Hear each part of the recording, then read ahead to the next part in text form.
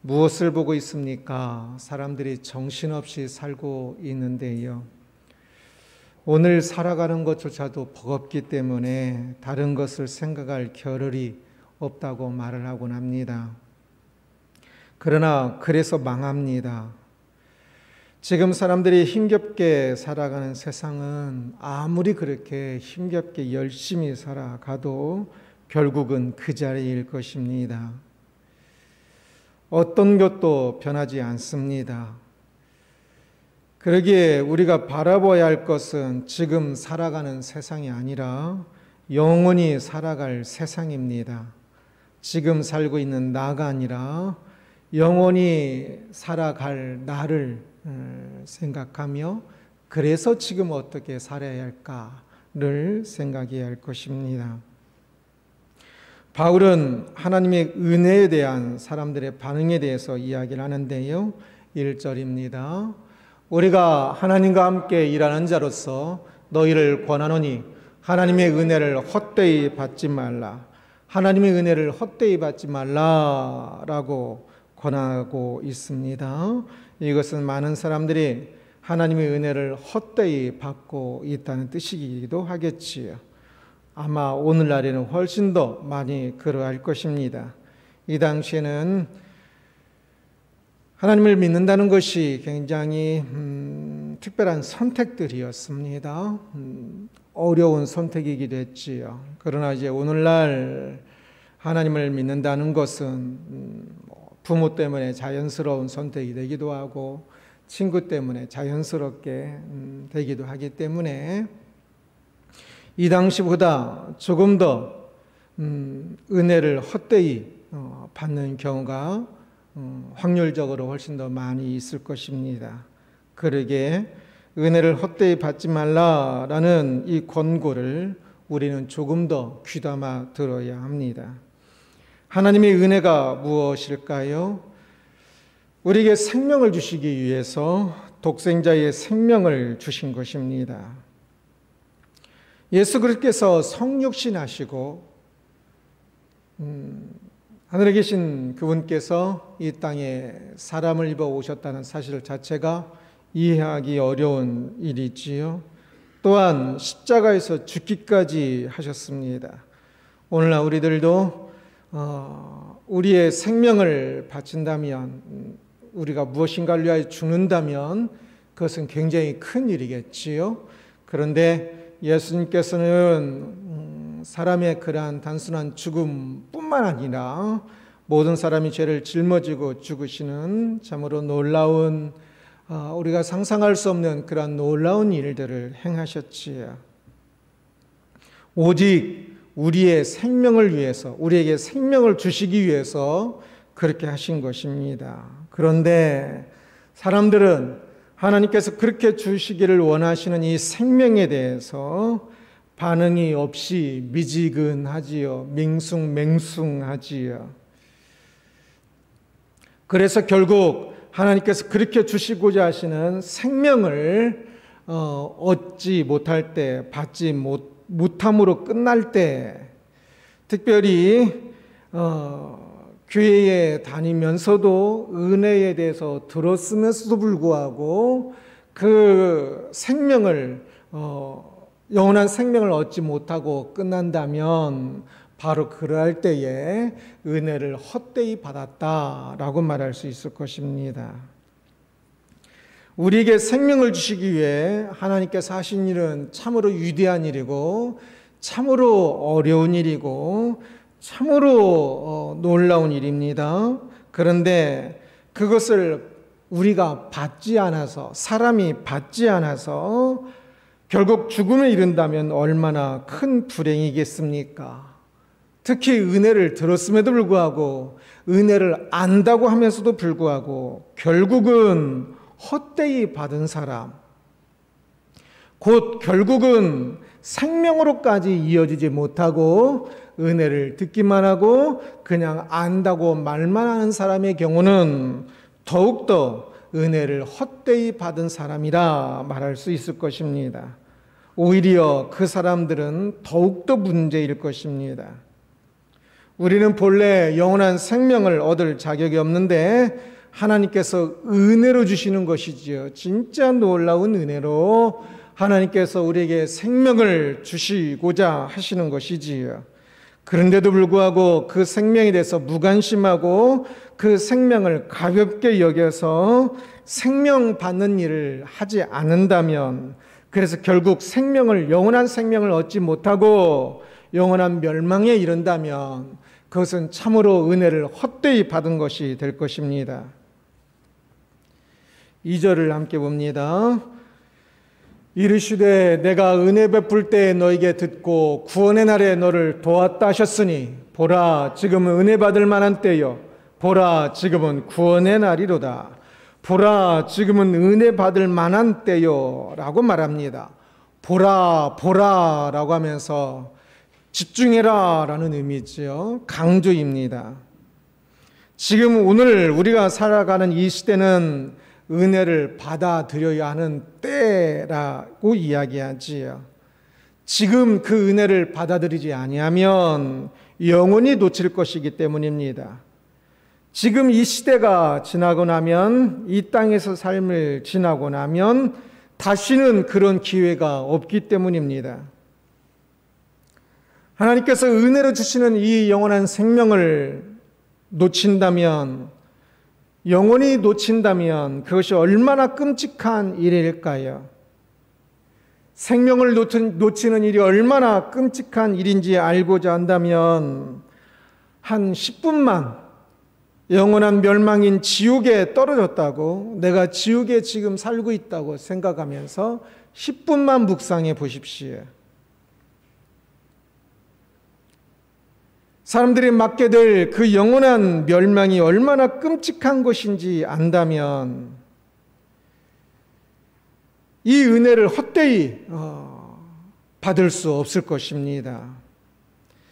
사람이 영원한 멸망으로 떨어지는 그것이 얼마나 끔찍한지 오늘 지금 우리들보다 예수님께서 더 잘 아시는데, 그래서 우리를 그 영원한 멸망에서 벗어나도록 하시기 위해서 친히 십자가에 못 박히셨지요.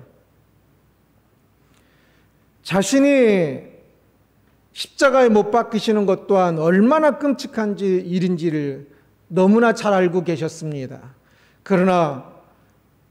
그럼에도 불구하고 우리들이 사람이 영원한 멸망에 떨어지는 것은 또한 얼마나 더욱더 끔찍한지를 아시기 때문에 사람이 그 영원한 멸망에 떨어지도록 하지 않기 위해서, 그 영원한 멸망에서 건짐을 받도록 하기 위해서 예수님께서 성자 하나님이신 그분께서 성육신하시고 십자가에 죽으시기까지, 그 끔찍한 일을 당하시기까지 하셨습니다.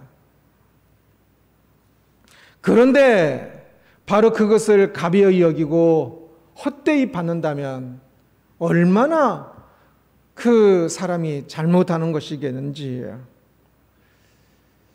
지금 우리가 살고 있는 이 시대는 그 은혜를 받아야만 하는 때입니다. 그 은혜를 깨달아야 하는 때이지요.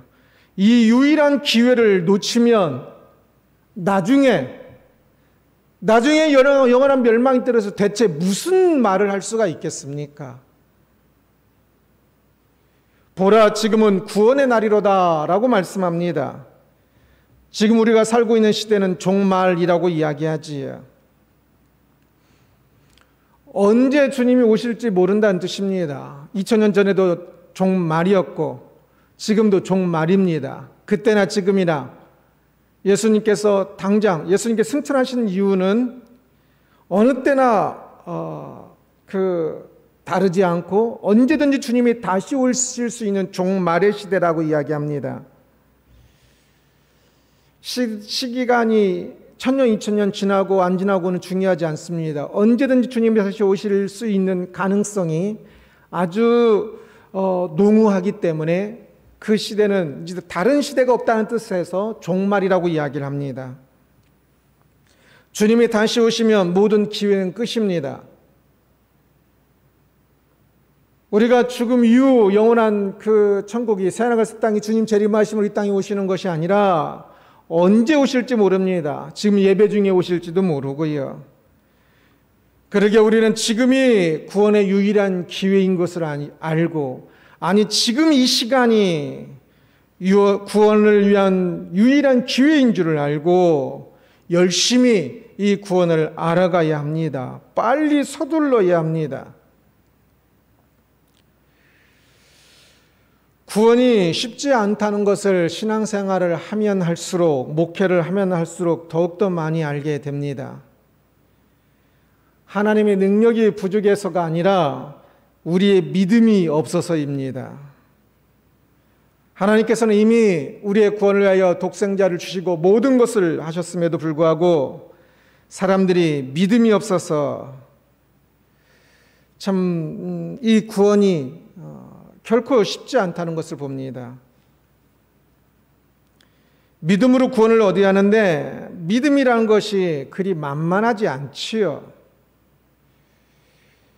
믿는다고 말을 하지만 가짜 믿음인 사람을 아주 많이 봅니다. 그리고 저는 그것을 이해합니다. 믿는다는 것이 결코 쉽지 않기 때문입니다. 저는 믿음 없는 사람을 비난하고 싶지 않습니다. 오히려 격려하고 싶습니다. 지금 믿음 없는 것에서 머물러 있으면서 믿음이 있는 것으로 착각하는 분들도 많이 있는데 그분들에겐 조금 더 강하게 권고하고 싶습니다. 믿음이 결코 그렇게 만만하지 않다고. 믿음은 최고 우선순위가 되는 것입니다. 자기 자신 안에서 가장 사랑하는 것, 가장 관심을 가지고 있는 것, 모든 면에서 자기 자신 안에서 믿음이 최고의 우선순위가 되는 것입니다. 하루아침에 무엇인가를 가장 사랑할 수 없지 않습니까? 남녀 간에는 갑자기 가장 사랑한다고 이야기를 하기도 하지만 사실 그것은 가장 사랑하는 것이 아니라 잠시 눈이 머는 것일 뿐이지요. 그래서 오히려 그 잠시 눈이 멀었다가 이후에 가장 사랑하는 사람이 되도록 서로 사랑을 키워가야 하는 것이지. 믿음이라는 것도 그렇습니다. 어느 날 갑자기 믿음을 가지게 되는 것 같지만 그것도 확실하지 않습니다. 그때에 가장 최고의 자리에 믿음을 가지고 있다고 해도 남녀 간의 사랑처럼 순간적인 감정에 머물러 있을 수 있습니다. 믿음이라는 것은 어떤 일들이 겪든지 여하튼 자기 자신 안에서 최고의 자리가 되어야 합니다. 그런데 목회하면서 수많은 사람들을 보았습니다. 그렇게 믿는다고 이야기를 했는데도 불구하고 결국은 또 떠나가는 사람들도 보았습니다. 믿음이 그 사람 안에서 최고의 자리가 아닌 것이지요. 죽을 때까지 교회를 다녔지만 끝까지 믿음이 최고의 자리가 아닌 사람들도 수없이 봅니다. 믿음이 결코 그렇게 만만한 것, 쉬운 것이 아닙니다. 그래서 이 구원을 얻으려야 할 이때에 구원의 날을 결코 쉽게 생각하면 안 됩니다. 하나님의 은혜가 우리 주변에서 맴도는 것이 아니라 우리 안에서 생명이 되어야 합니다. 하나님의 은혜가 우리 안에 생명을 낳지 못한다면 교회 다니는 것으로 구원이 있는 것이 아닙니다. 생명으로까지 이어지지 않는다면 최고의 가치의 것으로 내 마음과 내 뜻과 내 힘에 있어서 모든 것에서 최고의 위치가 되지 않는다면 은혜를 헛되이 받은 것입니다. 지금은 구원의 날입니다. 구원을 위한 날입니다. 구원을 위한 유일한 기회의 때입니다. 그러니 열심히 그 구원을 알아가고 구원을 이루어가서 하나님의 은혜가 내 안에 생명이 되게 해야 할 것입니다. 바울은 자신의 일행이 은혜가 헛되이 되지 않게 하기 위해서 걸어온 길에 대해서 이야기를 하는데요. 3절입니다. 우리가 이 직분이 비방을 받지 않게 하려고 무엇이든지 아무에게도 거리끼지 않게 하고라고 이야기합니다. 자신들이 전하는 그 하나님의 은혜를 다른 것으로부터 비방받거나 방해되지 않게 하기 위해서 그 복음 전하는 일에, 하나님의 은혜를 전하는 일에 모든 것을 다했다라고 이야기하고 있는 겁니다. 4절 5절입니다. 오직 모든 일에 하나님의 일꾼으로 자천하여 많이 견디는 것과 환난과 궁핍과 고난과 매맞음과 갇힘과 난동과 수고로움과 자지 못함과 먹지 못함 가운데서도, 말로 할 때는 간단하지만 이것 하나하나는 엄청난 고난이었겠지요. 그런데 바울은 오직 복음을 위해 견디어냅니다. 자신의 구원만이 아니라 다른 사람의 구원을 위해서도, 다른 사람에게 그 구원에 대해서 전하는 일을 위해서도 이 모든 것을 견디어냅니다. 왜? 구원이라는 그것이 얼마나 중요한지를 알기 때문에 그렇습니다. 내가 구원받고 또한 누군가가 구원을 받는 그것이 얼마나 중요한지를 알기 때문에 자신의 모든 것들이 포기되어지고 자신의 모든 아픔들 속에서도 견뎌내면서 이 구원을 위하여서 모든 것을 하고 있는 것입니다.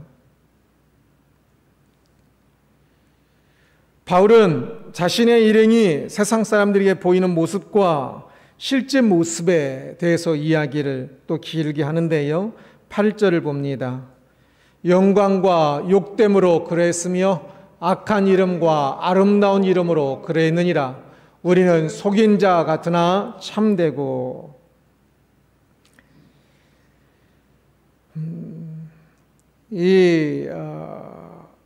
번역된 것으로 보면 잘 눈에 보이지 않지만 헬라어상으로는 앞에 전부 이 난동과 수고로움, 자지 못함, 먹지 못함 이러한 것들은 전부 인이라는 헬라어의 n이라고 해서 뭐뭐 안에서 뭐뭐 안에서 이렇게 살아왔다고 이야기를 하고요. 그 또 뒷부분은 이제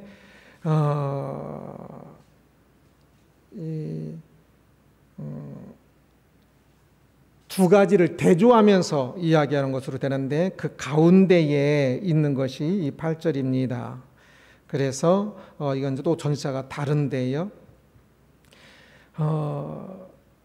이 악한 이름과 아름다운 이름으로 그러했느니라 라고 이야기를 하는데, 악한 이름이란 뭐 악하다 그런 의미가 아니라 그냥 한 단어입니다. 그래서 악한 이름을 비난이라고 하고 아름다운 이름을 칭찬으로 번역하기도 하고요. 아니면 악한 이름은 어려운 이름이라고 해도 됩니다. 굉장히 상황이 어려운 이름, 또 아름다운 이름은 편한 그 이름이라고 해도 되는데요. 여하튼 대조되는 두 상황에 대한 묘사입니다. 대조되는 두 이름.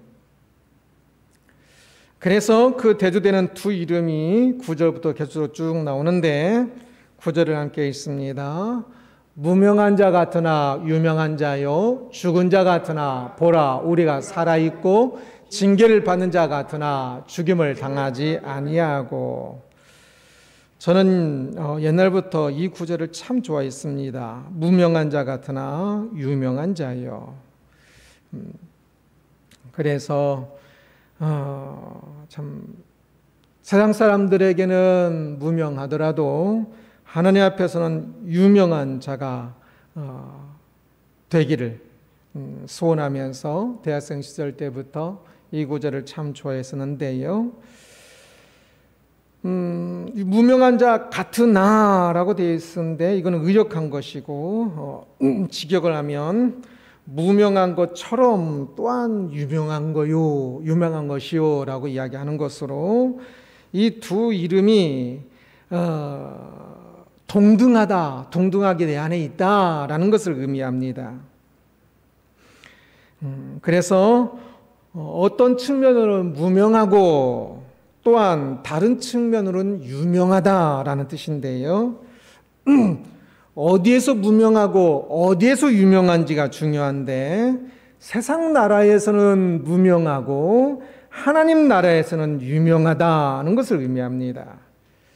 10절을 한번 같이 볼까요? 근심하는 자 같으나 항상 기뻐하고 가난한 자 같으나 많은 사람을 부유하게 하고 아무것도 없는 자 같으나 모든 것을 가진 자로다. 세상 나라에서는 근심하는 자, 바울이 지금 얼마나 고린도 교회 때문에 또 근심하고 있어요. 겉모습이나 세상 나라 관점에서는 굉장히 근심하는 자예요. 그러나 하나님 나라 측면에서 보면 항상 기뻐하는 자다라고 이야기합니다. 세상 나라 측면에서 보면 가난한 자입니다. 바울이 본래는 부자예요. 그런데 이 복음을 전하기 위하여 가난한 자가 되었어요. 그러나 하나님 나라 관점을 보면 많은 삶을 부유하게 하는 부자였습니다. 바울 때문에 얼마나 많은 사람들이 부유하게 되는지 몰라요. 세상 나라 관점으로는 아무것도 없는 자였습니다. 그러나 하나님 나라 관점으로 보면 모든 것을 가진 자였습니다. 신앙인은 이 두 가지 이름을 가진 자입니다. 한 이름, 즉 무명하기만 하거나 또는 유명하기만 한 것이 아니라 두 이름, 즉 무명하고 유명한 자, 이 두 이름을 가지는 경우가 대부분일 것입니다. 그래야 합니다.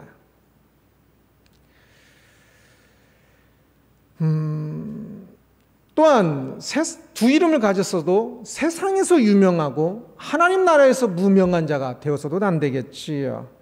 꼭 세상에서는 무명하나 하나님 나라에서는 유명한 자가 되어야 합니다. 이럴 경우는 어떨까요? 세상에서도 유명하고 하나님 나라에서도 유명한 사람, 세상에서도 기뻐하고 하나님 나라에서도 기뻐하는 사람,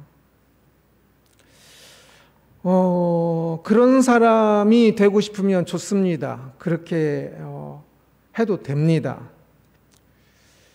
그런데 아마 힘들 겁니다. 부자가 바늘길을 통과하는 것처럼 힘들 수 있습니다.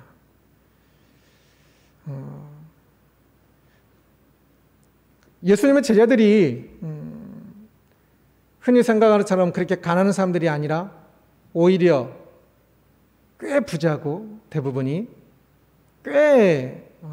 굉장한 엘리트들이기도 했습니다.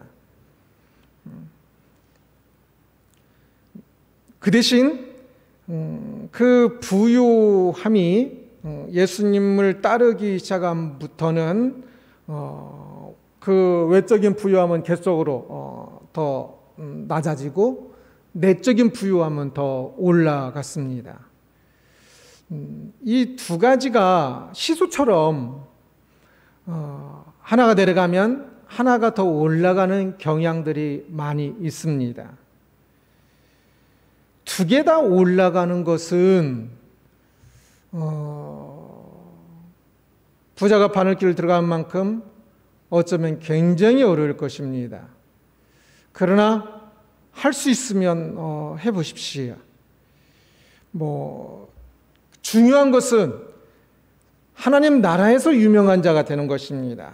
세상 나라에서 무명한 자가 되거나 유명한 자가 되는 것은 거의 안 중요합니다.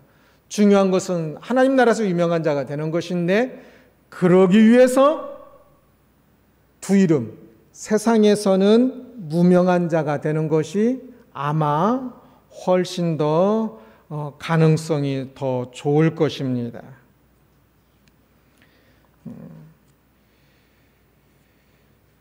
그러기에 세상에서 무명한 자가 되는 것에 대해서, 세상에서 근심하는 자가 되고 가진 것이 없는 것이 되는 것에 대해서 기죽지 말고 좌절하지 말아야 합니다. 하나님 나라 관점에서 보면 하나님 나라 관점에서 유명한 자가 되고 항상 기뻐하는 자가 되지 못하면 그것은 진짜 가슴앓이를 해야 합니다. 하나님 나라에서 유명한 자가 되어야 합니다.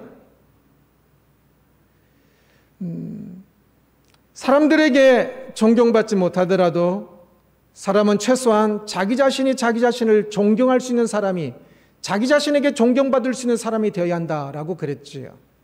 저는 이것이 매우 중요하다고 생각합니다. 그래야 하나님 앞에서도 유명한 자가 될 것입니다. 최소한. 저는 세상에서는 무명하지만 하나님 앞에서는 최고의 유명한 자가 되기 위해서 모든 힘을 쏟기를 원합니다. 늘 부끄럽지만 그러나 그럼에도 불구하고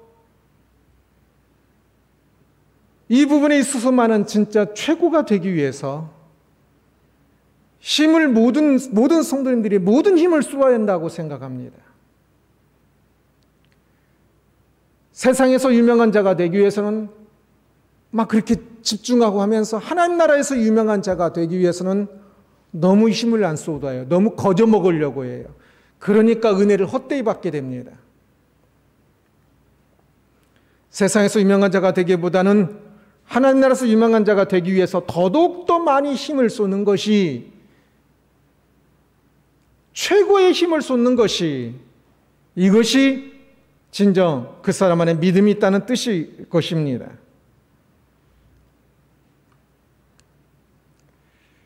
그래서 우리는 늘 하나님 나라에서 유명한 자가 되고 하나님 나라에서 항상 기뻐하는 자가, 더더욱더 기뻐하는 자가 되기 위해서 무엇을 해야 할지, 억지로 세상에서 무명한 자가 될 필요는 없겠지만 그러나 세상의 것들을 희생하여서 어찌하여 하나님 나라로 더욱더 초점을 맞추고 더 많은 복음을 전하며 더 많은 사랑을 하면서 살 수 있을지. 사랑은 다 수고입니다. 그 수고를 어떻게 무엇을 해야 할지를 늘 생각하면서 사람들은 알아주지 않아도 내 몸은 힘들어도 그 일에 최선을 다해야 할 것입니다. 그러면 자연스럽게 이 두 이름을 가지게 될 것입니다.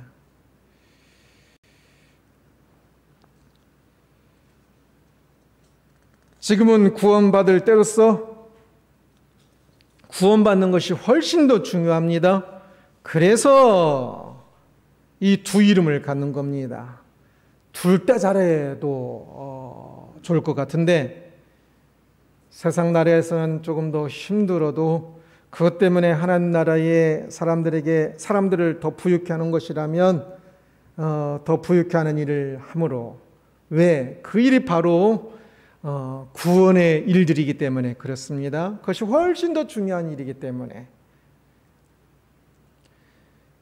우리들에게 바로 이 두 이름을 가지고 있는지 자기 자신을 늘 점검하면서 어찌해야 이 하나님 나라를 더 이루어갈지를 생각해야 할 것입니다. 보라, 구원의 날이로다 라고 말씀하고 있습니다.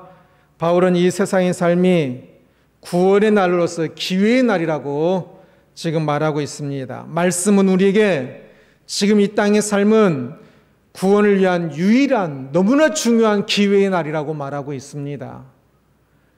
영원한 삶을 위한 너무나 중요한 때라고 이야기하고 있습니다. 이 때는 하나님께서 은혜로 주신 때입니다. 본래는 모두가 죄 때문에 멸망이 하는데 우리를 불쌍히 여기셔서 긍휼히 여기셔서 다시금 구원 얻을 이 기회를 주신 것입니다.